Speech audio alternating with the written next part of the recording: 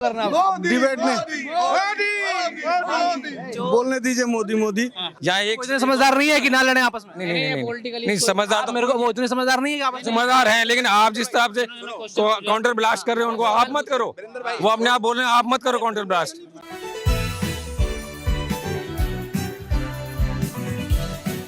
नमस्कार, मैं दौलत शर्मा और आप देख रहे हैं UIP न्यूज़। दिल्ली चुनावों की गर्मी लगातार बढ़ती जा रही है, जिसके बाद बीजेपी हो, आम आदमी पार्टी हो, चाहे कोई भी पार्टी हो, लगातार गारंटीज पर गारंटीज देती हुई नजर आ रही है। एक बड़ी गारंटी मीडियाकर्मी और साथ ही वकीलों को बीजेपी ने दी है, जहां पर 10 लाख के बीमे की बात की है। हालांकि देखा जाए तो अब तक ऐसी कोई घोषणा नहीं दी गई जहां मीडिया कर्मियों या फिर वकीलों का नाम लिया गया हो। इस समय मैं साकेत कोर्ट के लॉवर्स ब्लॉक में मौजूद हूं। यहां पर कुछ वकील हमारे साथ हैं, उनकी राय यहां पर जानेंगे कि इस दिल्ली चुनाव को लेकर वो क्या सोचते हैं और इन गारंटियों पर कितना विश्वास वो दिखाते हुए नजर आते हैं। सर, सबसे पहले आपका स्वागत है। हमारे मनोज जी जो है क्या आपको लगता है ये दिल्ली चुनावों में जो गारंटियां बीजेपी कर रही है, फिर बीजेपी ने सबसे मेन मीडिया कर्मी और साथ वकीलों के लिए कहा है, इसमें आपको लगता है कि कितना ये फिट बैठेगा और कितना ठीक है आप लोगों के लिए? देखो, एक बात मैं कहना चाहूँगा, मोदी जी जो कहते हैं वो करते हैं। कई स्टेट्स में उन्होंने जो घोषणा की है, कई वेलफेयर की स्कीम उनकी जो उन्होंने घोषणा की है वो लागू हैं। यहाँ भी जो चुनाव होता है, 10 साल से चुनाव हो रहा है, केजरीवाल जी सत्ता में हैं, तमाम उन्होंने कल्याणकारी योजनाओं की घोषणा की थी, कुछ लागू की थी। बीजेपी ने इस बार उनसे बढ़ के कुछ घोषणा की हैं।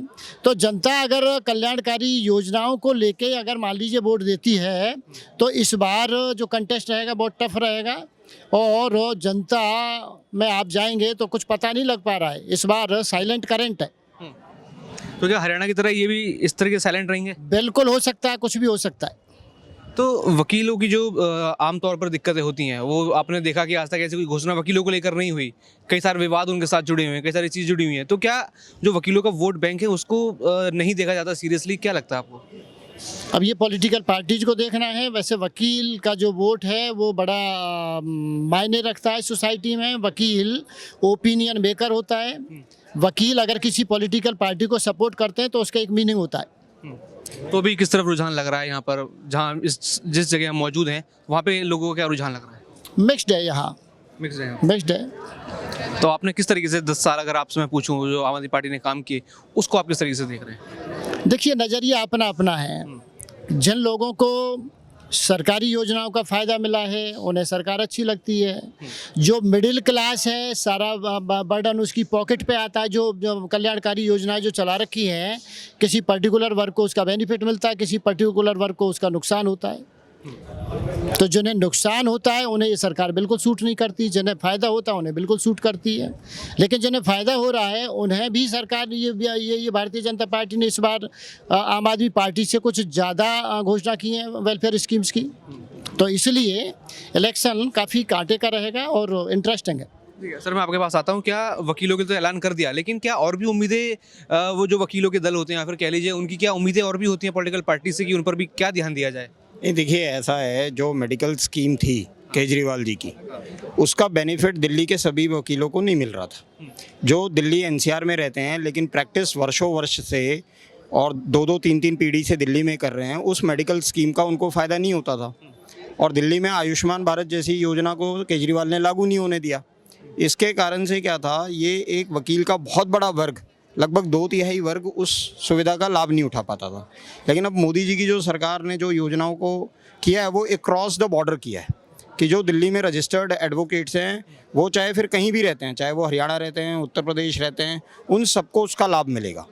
तो इस प्रकार से वो हमारे लिए बड़ा बेनिफिशियरी है और हमें लगता है कि भाई हम ऐसी सरकार को चुनें जो पूर्णतः हमारे समर्थन में, हमारे विषय में सोचती है। अभी आजकल हम देखते हैं कि लोग होते हैं, सोचते हैं कि चलो कुछ नहीं, तो एक हमारे यहाँ पर जो कहना है कि कुछ नहीं कर रहे हैं, चलो लॉ कर लेते हैं। कुछ लोग ऐसे इस तरीके को इस चीज़ से लेते हैं। तो क्या ये लोग भी जो हैं क्या ये एक चीज़ भी काट रहे हैं यहाँ पर, एक लॉ का मजाक एक तरीके से उड़ाते हैं कि चलो कुछ नहीं तो यहाँ लॉ कर लिया जाए, या फिर ऐसी कोर्ट के आर पार हम देखते हैं ऐसे कई लोग घूमते हैं? नहीं, देखिए, इसमें ना अभी तो बहुत सुधार हुआ है। एक्चुअली आप ये देखेंगे कि IITians बनने से ज़्यादा लोग क्लैट क्लियर करके NLU जाना पसंद करते हैं। नए बच्चे आ रहे हैं, वो बहुत प्रतिभावान हैं। और पहले के मुकाबले अब क्या हुआ है कि कोर्ट के अंदर जजेस के पास उनको इंटर्नशिप मिलती है, तो दे आर वेल ट्रेंड। और एक अच्छा वकील जब आता है यहाँ पे तो वो जिस प्रकार से काम करता है वो एक अनोखा जो है मानदंड स्थापित करता है। तो उस दृष्टि से अगर देखें तो मुझे लगता है कि अब तो बहुत सुधार हुआ है इस चीज़ में। अब ऐसा नहीं है कि कोई भी कर लेता है, जो कोई भी कर लेता है फिर तो वो आपने जैसा बताया वैसा ही है। लेकिन जो अच्छे प्रैक्टिसिंग लॉयर्स हैं वो एनएलयू जाते हैं, तैयारी करते हैं, पढ़ते हैं, 5-5 साल 10-10 साल समय लगाते हैं, विशेषज्ञ बनते हैं। फिर जो लॉ इवॉल्व करने का जो दूसरा प्रोसेस है जो कोर्ट रूम के बाहर है, जो थिंक टैंक्स बनते हैं, वहाँ भी वो बच्चे काम कर रहे हैं। तो ये इस प्रकार से देखें तो नहीं, अब ऐसा नहीं है, बहुत अच्छा स्टफ़ इसमें आता है, कॉम्पिटिटिव एग्ज़ाम दे के आ रहा है, ऐसा बिल्कुल नहीं है। आपको क्या लगता है, आप क्या सोच रहे हैं चुनावों के बारे में, और साथ ही साथ जो वकीलों के साथ व्यवहार होते हैं या फिर जो ऐलान होते हैं, क्या वो पिछली सरकार ने किए अकम्प्लिश जो पहले ऐलान किए थे, और अब जो ऐलान बीजेपी ने किया है उस पर कितना विश्वास है? देखिए, हर बार जो है विधानसभा के लिए कुछ ना कुछ फ्रीबीज बांटी जाती है, लेकिन वो चुनाव के बाद कितना इम्प्लीमेंट हो पाए ये उनका जो है देखना पड़ता है कि पार्टी टू पार्टी वेरी करता है।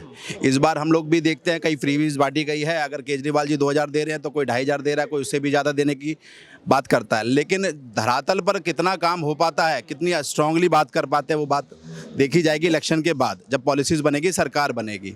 फिलहाल जैसे सर ने कहा कि वकीलों के लिए जो स्टैंडर्ड जो BCI ने और AIB का जो अभी एग्ज़ाम हुआ है लॉयर्स के लिए, तो वो काफ़ी स्टैंडर्ड जो अप हो गया है, जिससे क्या है क्वालिटी के जो है वकील जो है अपने यहाँ पर प्रैक्टिस करें, लिटिगेशन फील्ड में आ रहे हैं।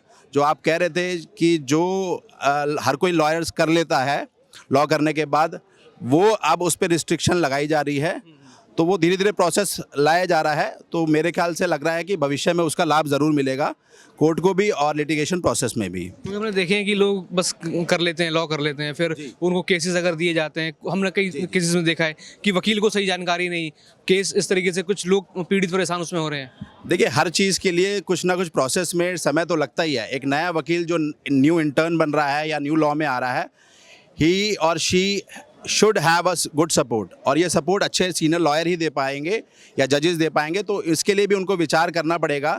काफ़ी प्रोसेस हमारा बार भी कर रहा है, इसके लिए काफ़ी कोशिशें कर रहा है। तो देखते हैं कि भविष्य में क्या योजनाएं वो बना रहे हैं नए वकीलों के लिए, कि मिनिमम कुछ स्टाइपेंड ऑफर कर सके उनके लिए, ताकि जो स्ट्रगलिंग लॉयर्स हैं जो नई फील्ड में आ रहे हैं, मेजॉरिटी बच्चे क्या करते हैं, स्ट्रगलिंग पीरियड को ही में ही लॉ को छोड़ भी देते हैं, और जो बचे रह जाते हैं वो इफ़ एंड बट होते होते काफ़ी समय परेशान भी रहते हैं। तो उसके लिए काफ़ी सारी जो है बातें चल रही है बार में भी। तो होपफुली जो है अगले 2-3 वर्षों में इस पे भी काम हो जाए।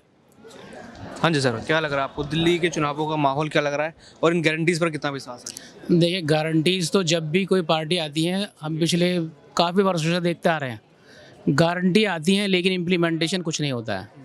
हमेशा जो वोटर है वो ठगा जाता है लॉलीपॉप के नाम पर कि ये मिलेगा वो मिलेगा, लेकिन जब कोई सरकार चुन के आती है तो उसके बाद वो सारे वादे ज़ीरो हो जाते हैं। हमारी बहुत दिनों से मांग चल रही है वकीलों की, पूरे देश के वकीलों की चल रही है एडवोकेट प्रोटेक्शन एक्ट के लिए। आज तक कोई भी सरकारें बन रही हैं और बनी भी हैं, इस पर किसी ने कोई काम नहीं किया है, जिससे वकील बरादरी पूरी हताश है। ये एक थोड़ा आप हमारी जनता को समझाएंगे किस तरीके से? देखिए, जैसा कि आप देख रहे हैं कि आजकल वकीलों के खिलाफ बहुत ज़्यादा, कहीं अभी कर्नाटका का आपने वीडियो आई थी, इसमें एक को गोली मार दी गई थी वकील साहब को, और यहाँ भी कई बार झगड़े होते हैं, वकील साहब कोई एक्शन ही नहीं होता कि हम लोग जो काम कर रहे हैं या क्रिमिनल्स का काम कर रहे हैं, होता है दूसरी जो पार्टी है वो हमसे नाराज़ रहती है, तो ऐसे में वो हम पर हमला कर देती है। डर का माहौल रहता है, माहौल रहता है हमारे लिए भी, हमारे परिवार वाले भी डरते हैं। लेकिन उसके लिए हमने कई बार आवाज़ उठाई है, संसद तक भी आवाज़ पहुंचाई है, अपनी एप्लीकेशंस लगा चुके हैं सभी जगह, लेकिन इस पर कोई पार्टी काम नहीं कर रही। हमें लगता है कि ये सब जुमले होते हैं, जो वकीलों के हित में काम करेगा वकील उसको वोट करेगा। और जो पिछली सरकार ने मेडिकल को लेकर वकीलों की जो घोषणा की थी, और अब जो ये घोषणा हुई है, ये जो पहले जो काम हुआ उसमें कुछ पहले तो आप बताइए। हाँ, पहले जो घोषणा की गई है वो धरातल पर उतरी है, ऐसा नहीं है, लोगों ने उसका बेनिफिट भी लिया है और आज भी वो कंटिन्यू है, काफ़ी वकीलों को उससे सहायता मिली है। तो ये नहीं कह सकते कि काम नहीं हुआ है। उन्होंने जो वादा किया था वो वकीलों के लिए तो पूरा किया। मेडिक्लेम पॉलिसी है या आफ्टर डेथ पॉलिसी है, उसमें लोगों को पैसा मिला है। हाँ जी सर, क्या ये बस गारंटीज ही बहुत हैं कि कुछ और भी वकीलों के मुद्दे हैं? वकीलों के मुद्दे, ये गारंटी पे अगर कोई भी सरकार आती है तो वो सरकार जो है निकम्मी मानी जाती है, क्योंकि शिक्षा का स्तर के ऊपर कोई काम नहीं कर रहा है। दैट मीन्स कि उससे देखा जाता है कि उस स्टेट की शिक्षा स्तर कितनी गिरी हुई है, उस स्टेट की एम्प्लॉयमेंट कितनी गिरी हुई है। अगर हम रेवड़ी बांट बांट करके वो उस सरकार को ले आते हैं किसी भी सरकार को, चाहे कोई भी सरकार हो, तो उससे उस स्टेट का ये पता चलता है कि उसमें कितना अशिक्षित लोग हैं, कितने अशिक्षित लोग उस स्टेट में रह रहे हैं और कितने बेरोजगार लोग रह रहे हैं। तो रेवड़ी अगर कोई भी सरकार अगर देती है तो उस सरकार को चुनना ही नहीं चाहिए, मेरा अपना मानना है। बाकी रह गई कि वकीलों की बात, अगर हम रोजगार पैदा कर देंगे वकीलों के लिए भी, सबके लिए, तो हमारे लिए क्या मैंडेटरी है कि कोई भी चीज़ हमें फ्री चाहिए? फ्री उसको चाहिए होता है जो अशिक्षित होते हैं और जो इस तरह का रोजगार जिनके पास नहीं होता है। बस हमारा यही कहना है, मेरा मुद्दा है। क्या बड़ी मांग वकीलों की यहाँ पे रहती है? गारंटीज तो सरकार ने लागू कर दी, नहीं तो चुनावों में गारंटीज लागू कर दी पार्टियों ने, लेकिन उनकी उम्मीदें क्या हैं कि क्या बस ये बीमा ही बहुत है या फिर और भी चीज़ें चाहिए? बहुत सारी चीज़ें हैं वकीलों की, तो बहुत सारी डिमांड है हम लोगों के पास। अभी यहाँ पे चैम्बर्स नहीं है, एडवोकेट एक्ट हमारा इम्प्लीमेंट नहीं हो पा रहा है, एडवोकेट की सुरक्षा के लिए कोई विशेष कानून नहीं बनाए जा रहे हैं। एडवोकेट जो अभी नए हमारे लॉयर भाई आते हैं, जैसे सरोज जी ने अभी कहा कि उनको कोई स्टाइपेंड या कोई ऐसा इनिशियल अमाउंट उनको दिया जाना चाहिए ताकि उनको सिक्योर फील हो। बहुत सारे वकील ऐसे होते हैं कि उन्हें अपने फैमिली में जो है पैसा भी देना होता है, सपोर्ट करना होता है फैमिली को, but they do not have the initial stage पे किसी को भी प्रैक्टिस नहीं मिलती है। तो उसको कुछ ऐसा अमाउंट 2 साल 3 साल के लिए दे दिया जाए तो वो ठीक रहे। तो वो सब चीज़ें डिमांड हैं वकीलों की जो कि पूरी होनी चाहिए। एंड आई होप है कि प्राइवेट अंडर जो एडवोकेट है उनके यहाँ लगा हुआ है, वो तो जिम्मेदारी शायद से उनकी होगी जिनके वो अंडर वो लगे हुए हैं। हाँ, नहीं ऐसा नहीं होता है कि हर वकील को कोई ना कोई लॉ एजेंसी मिल जाए या लॉ फर्म मिल जाए, ऐसा पॉसिबल नहीं है। There are so many lawyers who wanted to do the separate practice. अब उनके लिए क्या है, उनके लिए भी तो कुछ ऐसा तो हो, एटलीस्ट उनका खर्चा चलता रहे, वो चलता रहे।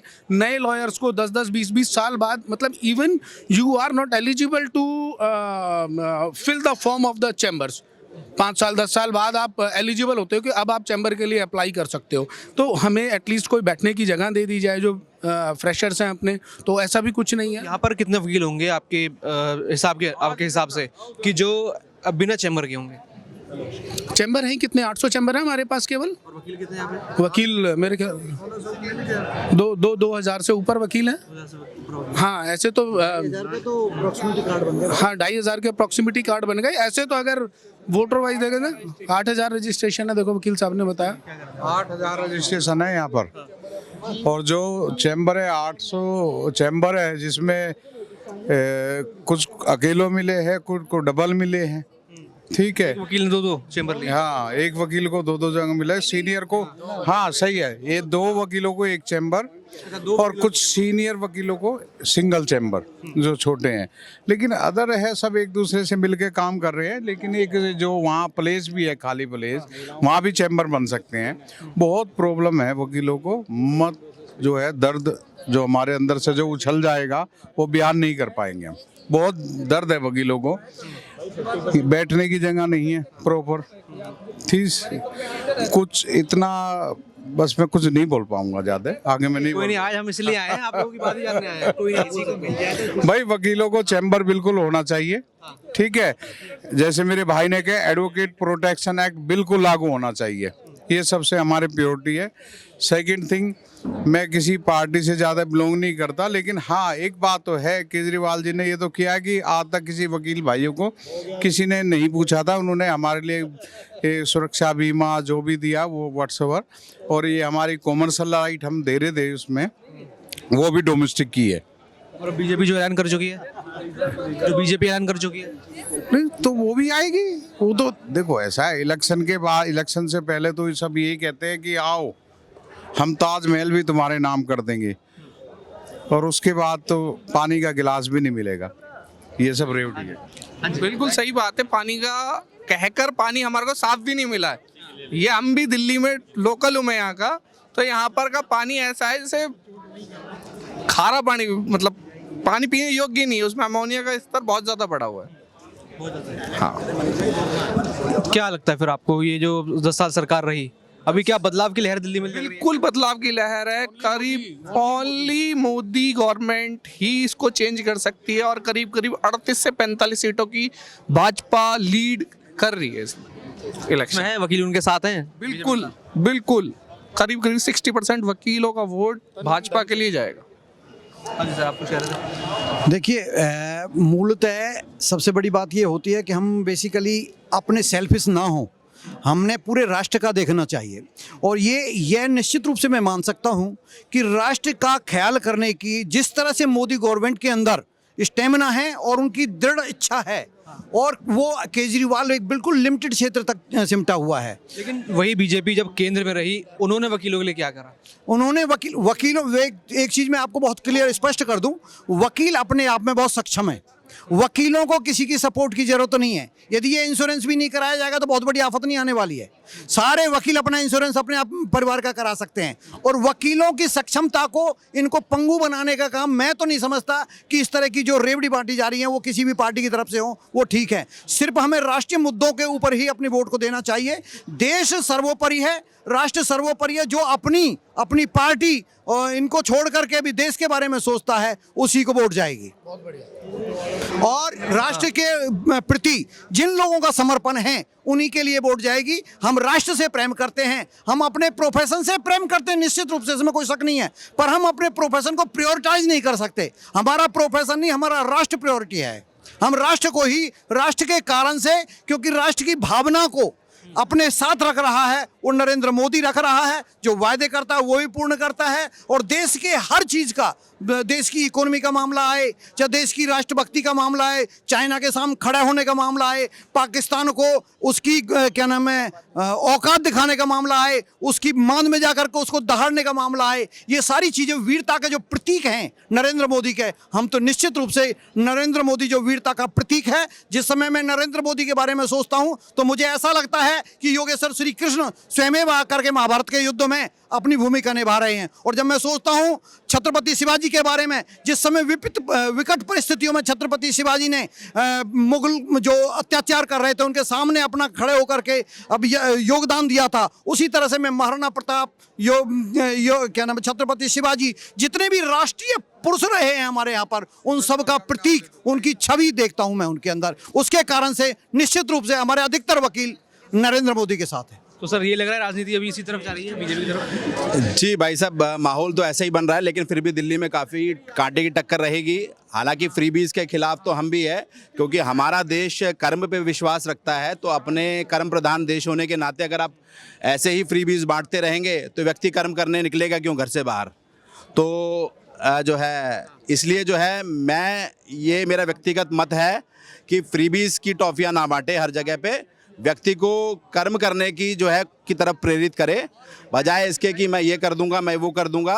तो वो चीज़ें जो है देश के लिए और क्षेत्र के लिए भी आगे भविष्य में खतरनाक रहेगी। अब की दफ़ा दिल्ली को शराब की नगरी बनने से बचाना है, ठीक है। अब शराब नहीं यहाँ पे मुफ्त बांटनी है। अब जो चाहिए दिल्ली के लोगों को रोज़गार चाहिए, उन्हें फ्री बीज नहीं चाहिए, उन्हें फ्री पानी नहीं चाहिए, फ्री बिजली नहीं। का जो मामला था पूरा लेबर स्कीम जो था हुआ, तो क्या उसमें कैसी आप चीज, अगर आपने भी पढ़ी होगी वो चीज़ें, तो कैसी लगी? क्या उसको रोका जा सकता था? उसको इम्प्लीमेंट ही क्यों किया गया? क्यों एक बोतल के बदले दूसरी बोतल, आप एक दूध की थैली के बदले दूसरी दूध की थैली दे देते ना, एक आटे की बोरी के साथ में दूसरी आटे की बोरी दे देते ना। शराब देने की क्या ज़रूरत है? शराब को मतलब आप क्या चाह रहे हो कि लोग बाग और ज़्यादा शराबी बने दिल्ली में और ज़्यादा शराब पिए just because you wanted to earn the money from that scam? ये चीज़ है।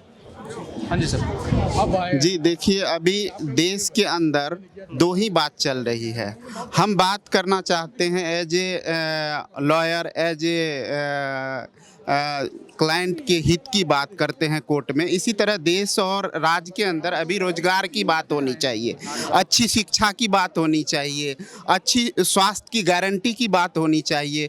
देश और राज्य के अंदर जो शिक्षा व्यवस्था दिन प्रतिदिन चौपट होती जा रही है, शिक्षा को बाजार की बिकाऊ वस्तु बना के छोड़ दिया है, स्वास्थ्य इतनी महंगी हो गई है, स्वास्थ्य की गारंटी होनी चाहिए। आज स्वास्थ्य के प्रति लोग बीमार पड़ते हैं और जाते हैं हॉस्पिटल में, बेड नहीं मिलता है, आम आदमी के लिए कोई व्यवस्था नहीं है। तो ये सुदृढ़ होनी चाहिए, स्वास्थ्य, शिक्षा और रोजगार, ये तीन चीज जो है मुद्दा होनी चाहिए अभी देश के अंदर। और ये है भी, रोजगार की गारंटी की बात कोई नेता या कोई भी जो है लीडर आके नहीं करते हैं कि हम जो है रोजगार देंगे युवाओं को।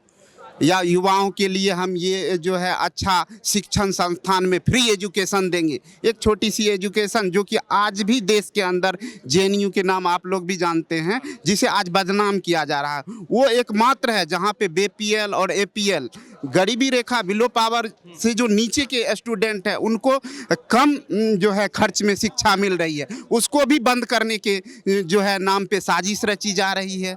और साजिश किया नहीं सर, कौन बंद कर रहा है? नहीं मैं ये नहीं हम कह रहे हैं, नहीं हमें बोलने दीजिए ना, आपकी मौका आएगी। देशद्रोह नहीं, इस देश में देशद्रोही कोई नहीं है, ये झूठ का प्रचार किया जा रहा है, ये बीजेपी का एजेंडा है, बीजेपी का एजेंडा है और ये नाकाम होनी। उन्होंने तो कहा था कि हमारी सरकार बनेगी तो 2 करोड़ रोजगार देंगे, उन्होंने 2 करोड़ को छटनी किया, क्या देश में ये हिंदूवादी आज जो है धर्म के नाम पे राजनीति हुई और 30 मर्डर हो गया। इसका जिम्मेदार कौन, योगी या मोदी, कौन है? जवाब दे वहाँ की सरकार। धर्म की राजनीति की बात वो तो सारे ही करते हैं। नहीं करती है। कौन करते हैं बता दो, लेफ्ट के कोई भी धर्म की राजनीति करते हैं? बता दीजिए आप। राहुल ने बताया हिंदू हिंसा के, अरविंद की बात कर रहे हैं, लेफ्ट की बात कर रहे हैं, हम रोजगार की बात करते हैं, हम जो है शिक्षा की कौन कौन आ गया लेफ्ट में? तो वही हो गए ना। कौन नहीं लेफ्ट अलग है भाई साहब, कम्युनिस्ट की बात कर रहा हूँ। आज वो रोजगार की, हम रोजगार की बात करना चाहते हैं, हम जो है शिक्षा की बात करते हैं, हम जो है जो गरीबों के लिए स्वास्थ्य की गारंटी हो, देश के अंदर स्वास्थ्य की गारंटी हो, रोजगार की गारंटी हो, शिक्षा की गारंटी हो। आज जो है आप देख लीजिए, यही लॉ की डिग्री मैंने अपनी पूरी पढ़ाई जो है 50,000 में किया है। आज लॉ के बच्चे मेरे यहाँ ही इंटर्नशिप करने आते हैं तो उन्होंने कहा कि मैं तो 20 लाख में लॉ की डिग्री लिया है। तो मैं ये कह रहा हूँ शिक्षा को बाजार की बिकाऊ वस्तु बना के छोड़ दिया गया, वो बाजार की बिकाऊ वस्तु नहीं। बनाया किसने? नहीं, जो गवर्नमेंट है उन्होंने इसने पॉलिसी बनाई है। सबका हाथ होता है, आप आदमी पार्टी हो, चाहे बीजेपी हो, चाहे कांग्रेस हो। नहीं, हम बात कर रहे हैं चाहे जो भी सरकार आई, राज्य सरकार या केंद्र सरकार, हम कहते हैं कि शिक्षा के सवाल पे आपकी क्या मैनिफेस्टो है, रोजगार के सवाल पे आप क्या कहना चाहते हैं, स्वास्थ्य के सवाल पे आपका क्या एजेंडा है।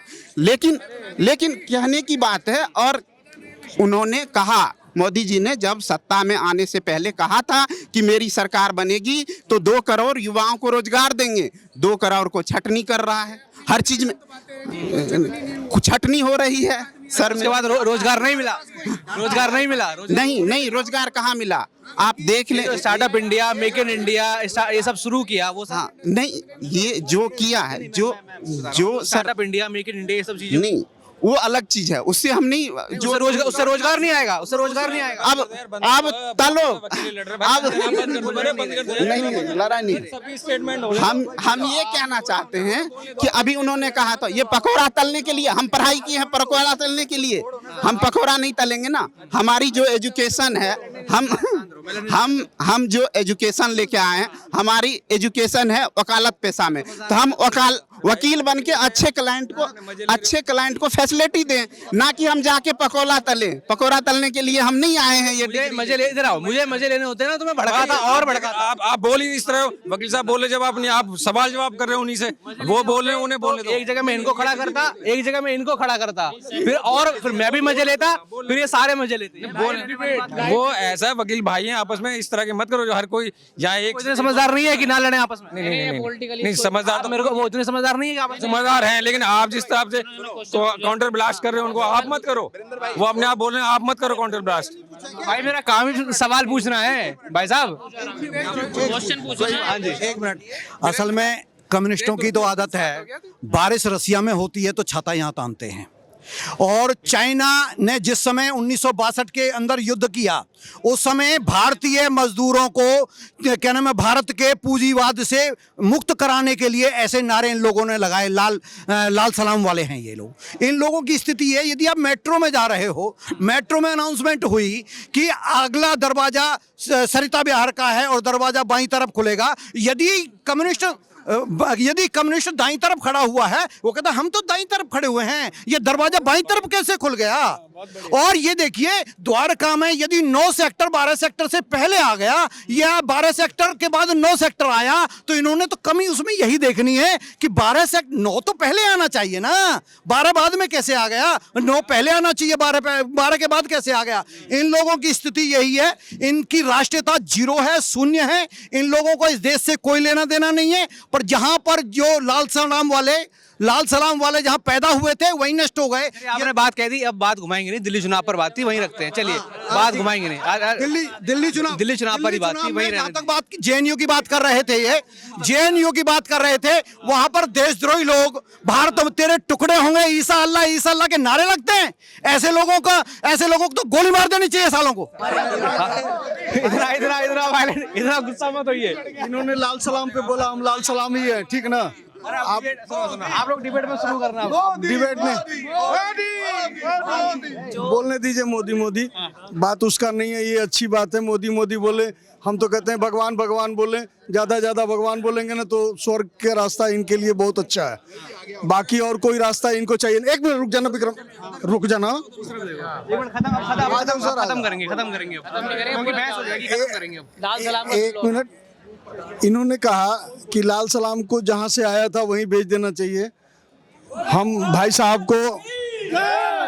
साहब को जिन्होंने ये वर्ड का इस्तेमाल किया उनको हम कोटि धन्यवाद देते हैं कि लाल सलाम जो है इस देश से ही आया और इस देश की ही विचारधारा है और यहीं के लोग यहाँ के मिट्टी में। अगर आज लाल सलाम नहीं होता तो शायद आज इनके मुख से ये वाणी नहीं निकलती, क्योंकि लाल सलाम में ही भगत सिंह, चंद्रशेखर आजाद, अशफाक है। जाना यहाँ से, फालतू वाला बात नहीं करते, जाना वहाँ से, फालतू वाली बातें नहीं, ठीक ना, समझे कि नहीं। ये सारे लोगों ने अपने प्राणों की आहुति दी। आज जालियांवाला बाग लोग याद करते हैं। जालियांवाला बाग चूंकि जनरल डायर ने वामपंथ को, यानी जो इस देश के अंदर, जो इस देश के समर्थक थे, जो इस देश के सबसे बड़े सपूत थे, उनके चलते जो है उनको चुप कराने के लिए ये जालियांवाला बाग हुआ था। ये आरएसएस वाले जो है उस समय अंग्रेजों की दलाली करते थे और आरएसएस वाले दलाली करते करते जो है ये मर जाएंगे। अभी मोदी भक्ति में ये, चलिए ये था दिल्ली, प्रयागराज अभी भूल गया। ठीक है आप खत्म करते हैं।